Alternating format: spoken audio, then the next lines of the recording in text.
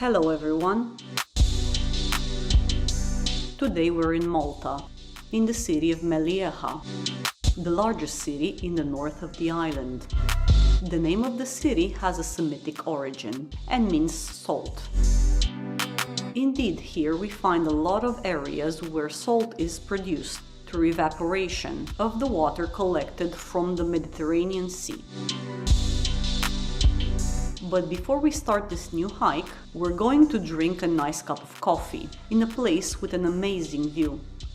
We pass by the Mellieha Parish Church, which is one of the oldest parishes in Malta, being mentioned along with 9 others in a document from 1436. We're heading to the Sea View Café bar to try one of the many types of coffee they offer and to admire the view of this part of the island. In front of us lays the largest sandy beach in Malta, the Mellieha Beach Bay. On our way we will pass through an area with both garages, which have been transformed into holiday homes. At the moment it is quiet, the vast majority of them are closed, but as summer comes the area fills up with people. This is where our trail actually starts.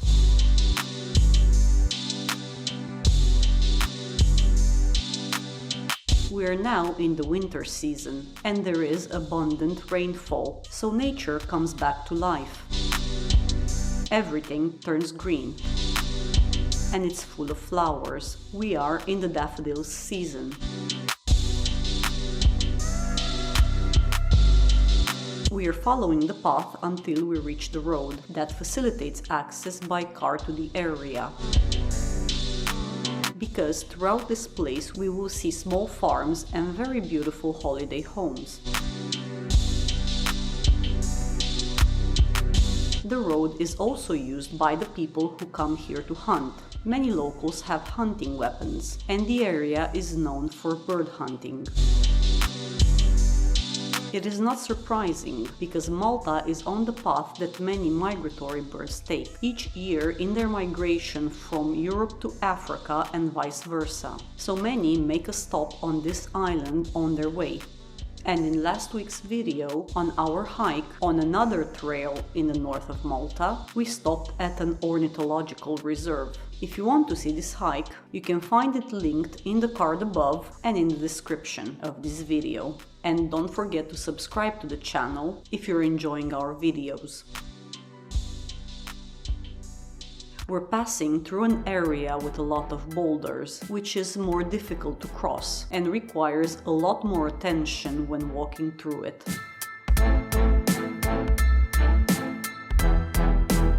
We've hit a very narrow and steep valley, through which we carefully descend to a more secluded bay and beach, Imgiebah Bay. This beach is not very crowded, because it's a bit more difficult to get here. Being an isolated beach, people usually come with tents and campers for small parties, or you can see people who want to walk their dogs or bring them to this beach for a swim. At this time of the year, in the winter, due to a lot of rainfall, the ground is very muddy, so we would recommend you wear waterproof hiking shoes with a hard sole, because there are many areas where the rocks are so sharp that they could go through the soles of your shoes.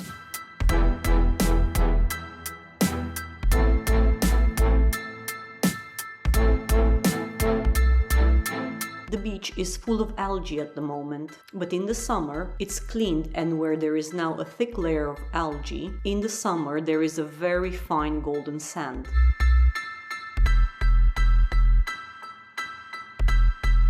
On the way, we searched among the rocks for fossils and crystals. We found some small fossils trapped in the rock and some beautiful quartz crystals.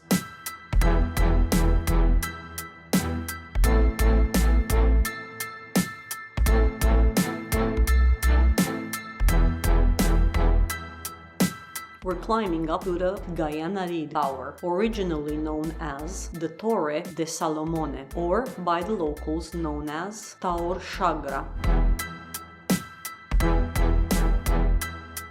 It is a guard tower in Selmun, which was built in 1658, being the first raiding tower in Malta.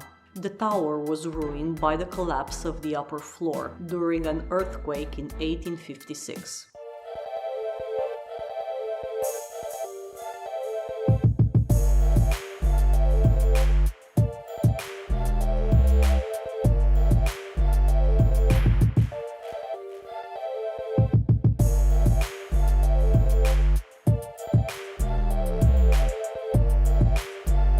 Nearby there is also a small defensible room, which is pierced by musketry loopholes, but is not known whether it was built at the same time as the tower or after.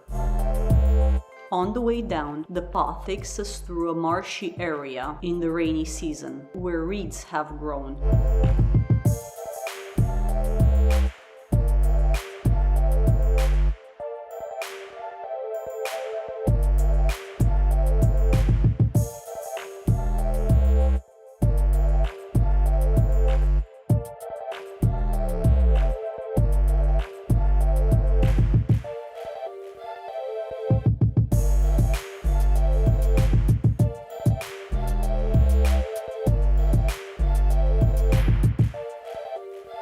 We passed by a small grotto dug into the rock.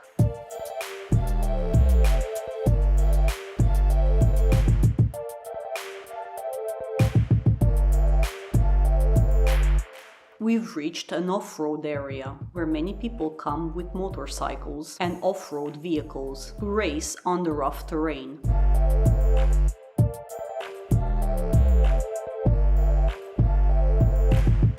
These squares dug into the rock are used to obtain salt by evaporating the water stored in the salt pans from the Mediterranean Sea.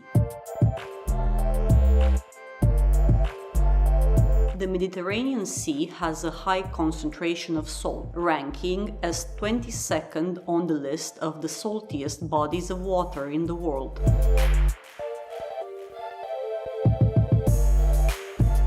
In front of us stretches one of the smallest islands around Malta, this one being uninhabited.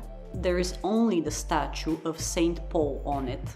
The legend says that on a stormy night, a ship coming from Israel on its way to Rome crashed upon the rocks here on this island, and the locals rescued the survivors and gave them an appropriate welcome. Amongst them was Saint Paul, who lived in Malta for a period of 3 months, where he also preached.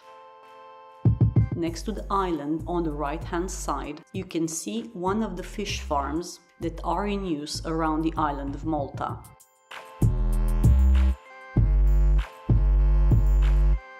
We pass by the Mistra battery fort and admire Mistra Bay. Here we can see many fishing boats. In this area there are 2 restaurants and is a popular place for campers, especially when the weather is warmer. We're now passing through a small forest.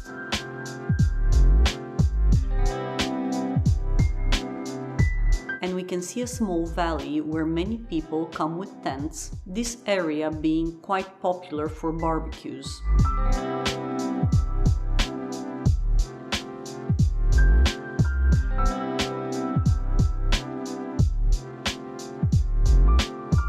We arrived in the town of Xemxija.